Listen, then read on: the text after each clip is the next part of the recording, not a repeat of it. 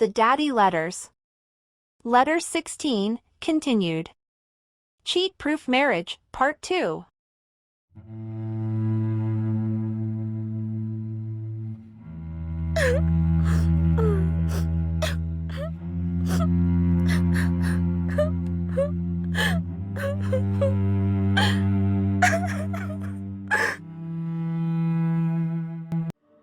Please recognize that a man's unfaithfulness often has nothing to do with dissatisfaction with his wife. It often has much to do with something inside him that is broken. He could actually be so in love with his wife he can't live without her, but still betray her. His weakness may be from childhood trauma, parental abuse or neglect, lack of acceptance by his teen peer group, rejection by girls when he was growing up, or just a lack of proper development of some part of his character. Sometimes men have affairs attempting to fill a hole, or nagging emptiness their wives aren't filling, and maybe can't fill. That is why spiritual enrichment is the most important step to take. God gives us self-knowledge to help us see ourselves, so He can help us fix ourselves. Loving your husband as much as you may, there may be things going on inside him only God can fix. Here are examples of brokenness that might make husbands trip and fall into infidelity. He may suffer from low self-esteem, and therefore have a nagging need for reassurance that he is desirable, vital, important, and manly. Few things drive a man into another woman's arms more than his neglected or bruised ego. His ego may have been bruised by family, friends, peer groups, girlfriends, workplace associates, or it could be that you unintentionally bruised his ego with careless words or deeds. Some wives intentionally attack their husband's ego to put him in his place, out of an angry desire to hurt him, or a desire to control him. Unfortunately, these wives don't properly calculate the downstream impact of their attacks, possibly him seeking solace in another woman. A husband may feel unsuccessful in his professional pursuits, incompetent, or unworthy of respect, thereby making him vulnerable to women who have a high opinion of him. Some husbands may not feel manly, strong, or virile, and be drawn to women who help him repair his self-image. Maybe he suffers from poor character development that left him with an inordinate need for verbal or physical expressions of love and appreciation his wife is not willing or able to give. Some husbands may have personalities that easily become terribly bored, frustrated, hungry for conquest and adventure, thirsty for variation and novelty, or restless without excitement. If you are married to this man, it can be very demanding and easy to unwittingly leave him unfulfilled. Your husband might lack a mature level of impulse control. There are many reasons this might be the case, but suffice it to say, it may make him vulnerable to acting upon a seduction without prior intent to do so. Children are wonderful, but not the best thing for a romantic relationship. Your husband may feel he has lost you to the children, and has been pushed to a back burner. He may feel he can never win the competition between him and the children for your attention, and be drawn to either dangerous distractions or attractions. It is possible your husband was raised to be selfish and is not willing to make allowances for his needs not always being met. Maybe he is incurably narcissistic and willing to risk it all to feed his hunger for pleasure. Some men are weak in the area of keeping commitments, thereby making them weak covenant keepers. Some men feel their youth slipping away, and the fear of aging makes them seek relief in the eyes or arms of a younger woman. A husband may use the excitement of extramarital sex to medicate mental pain and suffering such as job stress, loss of a loved one, or a strained marriage. A man who had a lot of different sexual partners before marriage may struggle to adjust to sleeping with only one woman the rest of his life. Your husband may feel hopeless in developing the kind of relationship with you he dreamed of, or that meets his emotional needs. That kind of hopelessness can influence him to seek a lifeline in the form of outside affection. Some husbands stray because they don't believe they can ever meet their wives' expectations.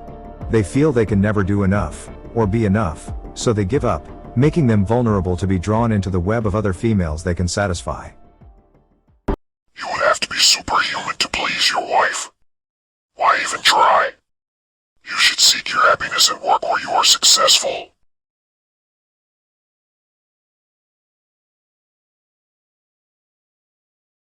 Your husband may suffer from feeling like a utility, a home appliance that keeps things fixed, paid for, and safe, when what he really wants is to be your knight in shining armor, your Prince Charming, and heart-throbbing love. You're a beautiful colleague and you enjoy each other. You should spend more time with her. She is really into you.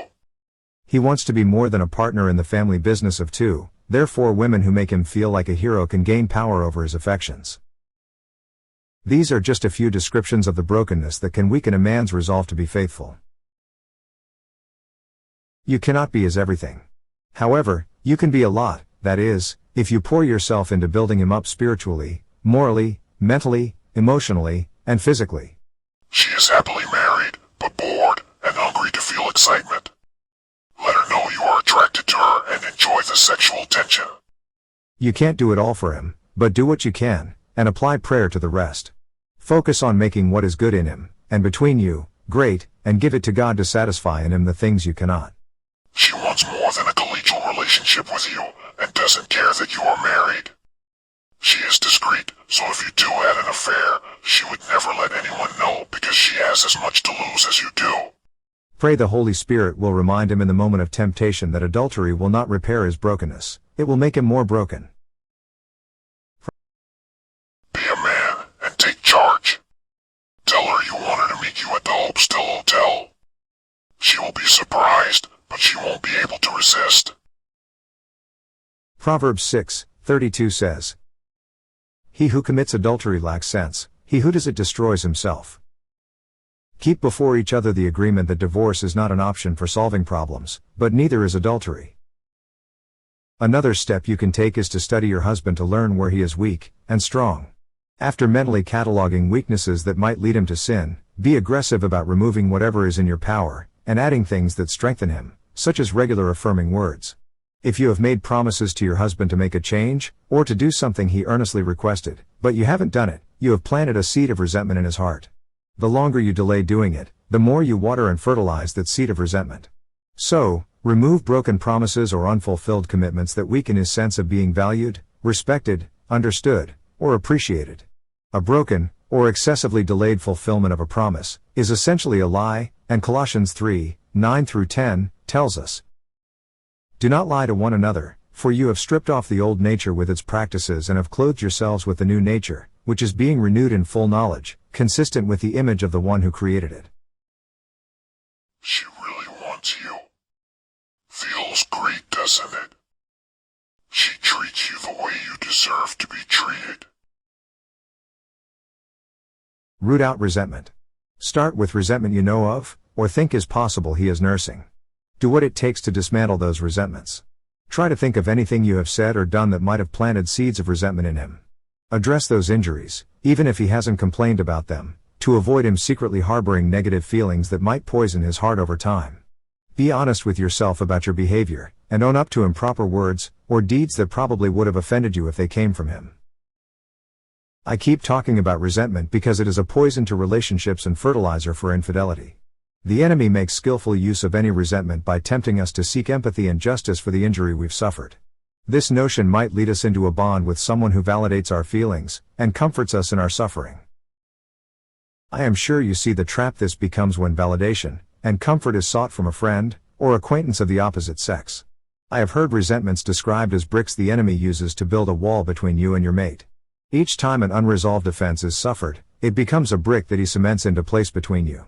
Years and years of laying these bricks will eventually raise a wall high enough so you can't see each other, climb over to each other, or successfully penetrate, so you go your separate ways, even if you sleep under the same roof, and in the same bed.